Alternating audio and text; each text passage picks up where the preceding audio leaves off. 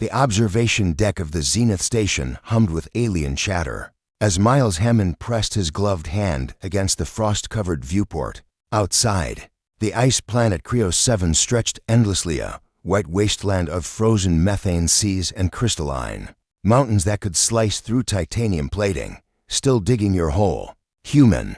Miles turned to find Vexithor, a towering Krathan with forearms and scales that shimmered like oil on water. The alien's translator box crackled with what could only be amusement.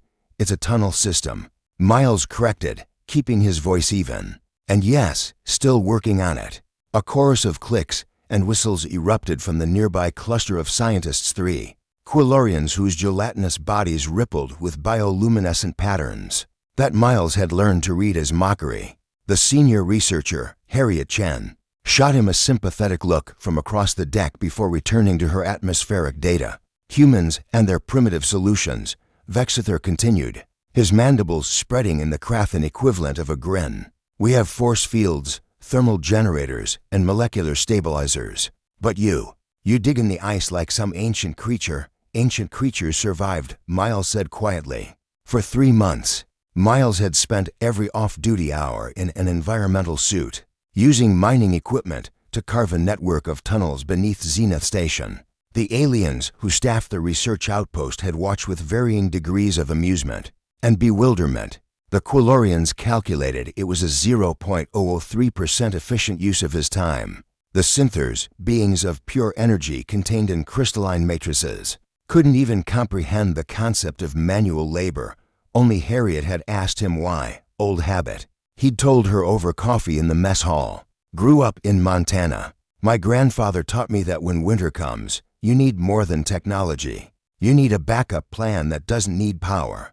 Harriet had nodded, understanding in her dark eyes. She was the only other human on Creo 7, a climatologist studying the planet's brutal weather patterns. The data showing some concerning formations in the upper atmosphere. She'd mentioned storm clusters that don't match any known patterns. That had been 2 weeks ago. Now, as Miles stared out at the darkening sky, he saw what Harriet had been worried about. The horizon had turned the color of old bruises purple and black, swirling with an unnatural fury. The station's AI, Oracle, chimed through the intercom. Attention all personnel. Atmospheric disturbance detected. Classification unknown. Estimated arrival 47 minutes. Vexithor's scales rippled a sign of concern. Unknown. Oracle has data on every storm pattern in the sector. Harriet rushed to the main console, her fingers flying across the holographic display. It's not in the database because it's never happened before. The storm is pulling in frozen methane, nitrogen, and something else, some kind of electromagnetic plasma. Temperatures will drop to -400 degrees Fahrenheit. Wind speeds exceeding 700 kilometers per hour. The force fields will hold, announced Zelrix, the Synther station commander, its crystalline body pulsing with confidence. For how long? Harriet's voice cut through the rising panic. Our generators are designed for normal Creos conditions. Not this. This is an extinction-level event. Recalculating, Oracle's voice had lost its usual calm. Force field sustainability under projected conditions. For hours, 17 minutes. Thermal generators, 3 hours, 52 minutes. Molecular stabilizers, offline within 90 minutes. The observation deck erupted in chaos. Aliens scrambled to their stations, trying to find solutions in their advanced technology. Miles caught Harriet's eye across the room. The tunnels, she said. Miles nodded and activated his comm.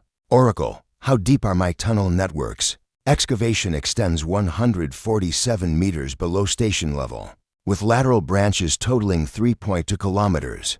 Temperature stability at that depth during the storm? Calculating. Estimated temperature, -30 degrees Fahrenheit.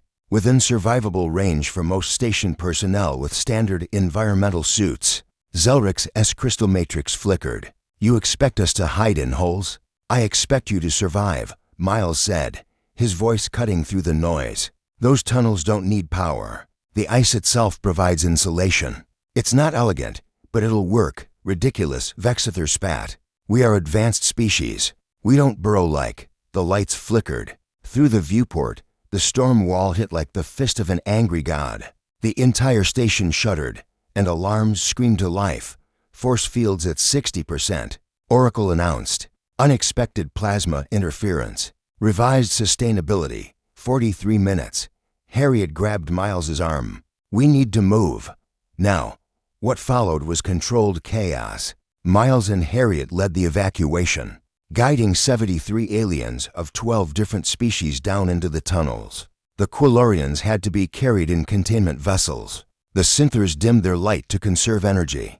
Vexither's pride crumbled as his scales turned pale with cold. Even within the relative safety of the ice, Miles had carved the tunnels, with multiple chambers, some for supplies he'd been stockpiling, others serving as rest areas. It wasn't comfortable, but as the storm raged above them with apocalyptic fury, it was alive. Hours passed. Above them, Zenith Station's shields failed. Its generators exploded. The entire structure groaned and buckled under temperatures and winds that would have torn apart a less sturdy installation. But 147 meters down, huddled in tunnels carved by human hands and stubborn determination, 75 souls waited out the impossible. Harriet found Miles in one of the main chambers, checking on a group of frightened Quilorians. You knew, she said. When you started digging, you knew something like this could happen. I knew that systems fail. Miles replied. That's why my grandfather survived blizzards in Montana, and why his grandfather before him survived. Not because of better heating systems, but because they understood that nature doesn't care about your technology. Sometimes the old ways, the simple ways, are the ways that keep you breathing. 15 hours after it began, the storm passed. The survivors emerged from the tunnels to find Zenith Station battered but standing. It would take weeks to repair the generators, months to restore full functionality. But everyone had survived. Vexither approached Miles as the human stood at the tunnel entrance, looking at his handiwork. The Krathen's scales had regained some of their color. I apologize, Vexither said simply. Your useless tunnel saved my life. Miles nodded. Sometimes humanity's strength isn't in our technology. It's in remembering that we evolved surviving, not by being the strongest or the smartest, but by being the most stubborn and adaptable.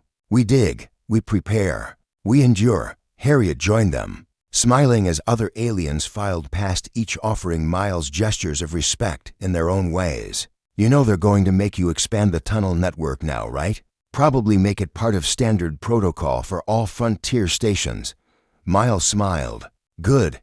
Let them laugh at the next human who starts digging. At least until the storm comes. Above them, Creo 7's twin suns broke through the clearing clouds, casting long shadows across the ice. And deep beneath the surface, the tunnels waited, a testament to human stubbornness. Wisdom passed through generations, and the understanding that sometimes the best technology is the one that doesn't need power at all.